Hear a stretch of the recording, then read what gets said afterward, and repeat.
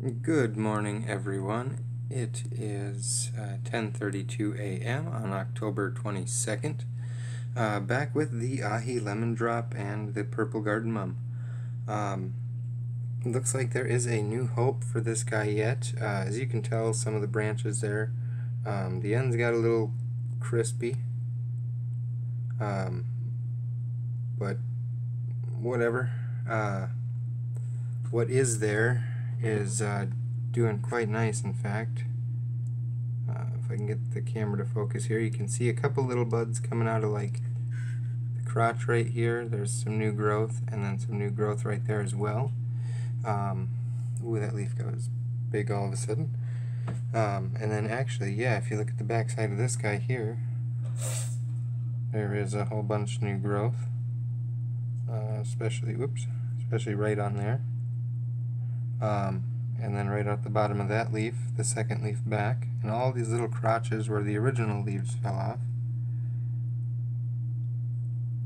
So I apparently must have replanted it at the right exact time. The other one I did have to toss. I noticed a bunch of white mold down here. It was kind of sad when I ripped her up because it was so intertwined with this one that I was afraid this one was actually going to die, because I actually felt roots ripping, even though I was going very slow and very gentle. But to see the progress that it's making now with all the new growth coming out on the main stem, all the way up and around everything, the other leaves on top are still looking good and got new sprouts with them as well. So I think there is a new hope for this thing yet. Gonna find out. I'm not sure about that branch to the back. Probably clip that one off, clip this one off right at the crotch, and then clip this one off right at the crotch as well up here. Same with a couple of these, because once you come back a little bit to about in here, you're seeing new growth on the stems. It's not quite big enough yet to be super noticeable on camera, but hey, I'm happy. It didn't die off, so that was the goal. So it looks like also, since doing this, a lot of the flies that I was having around the house are gone. It seems like it was just specifically centered around the plants. And so now that more or less the bugs are gone, or the old dirt is gone, the bugs are going the same way. Plus it's getting colder out around here, so I'm hoping that the ones that kept trying to come back in to the house and everything froze, so little buggers need to just stop. The revised drain hole has actually been working quite nice. I can't tell if that's Miracle-Gro water in there, and it's producing some sort of film over the top, and I can't tell if it's like molding over the Miracle-Gro or what the heck that is. It doesn't look anywhere near like the white ashy bug stuff I was talking about the last time. This actually looks more similar to like a mold. Sorry, I was just kind of looking at it myself again. Yeah, it looks more like a mold spore sitting on top of the water type thing, so I'm probably going to end up dumping this today. That was probably from running water through the other one as it died or something. It's the only thing I can think of. But this guy, like I said, seems to be doing much, much better since I ripped out the other one, and since I repotted, washed her down to nothing, and but roots, and put it back in fresh dirt. So I will go back out to the Purple Garden Mum here, one last final kind of shot of it, and I will be right back with you in just a second. And here we are back again, but this time with the Purple Garden Mum. Now this one didn't, the ends are alright, but the insides definitely took a beating from the transplant. As you can see here, if I can work my way around. A lot of the ends are starting to come back and standing up real nice, but it's, yeah, as you can tell, the It's gonna have nice tops, but no bottoms. It's just gonna be, I'm gonna shave probably a lot of this. This is gonna be gone entirely. It's a whole branch I can remove. Back here, these two are entire branches that just died. So I'm gonna see what's salvageable, what's not, trim her up. You can see some of the stuff I've been cutting off already, just whole branches at a crack. I've noticed with some of these that the scissors doesn't, if they are more of a hollow stem on the flower here, the scissors almost tends to rip at the stem that's still alive when it cuts through.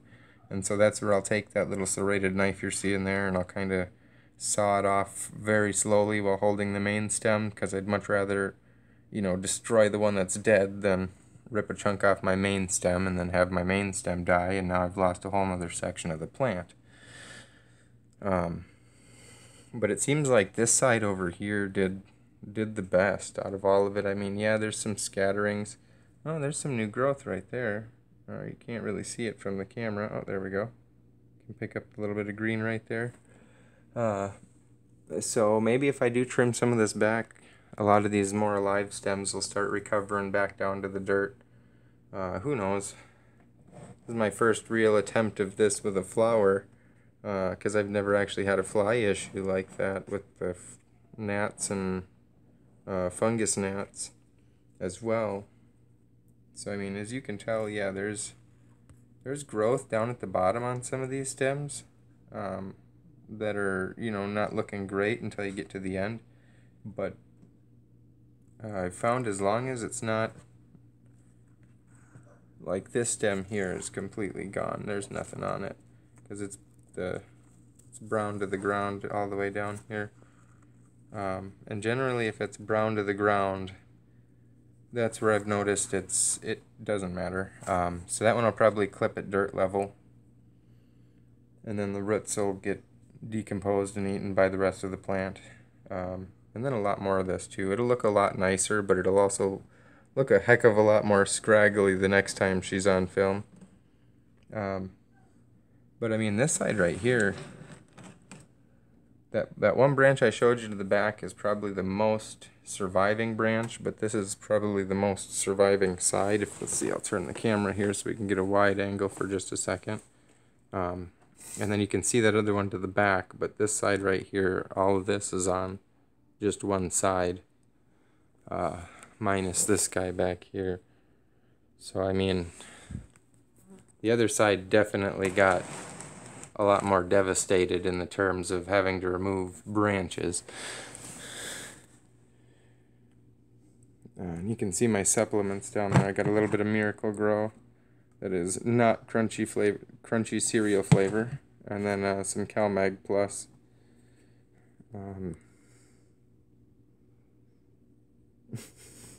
But yeah, I mean, this thing got pretty darn devastated.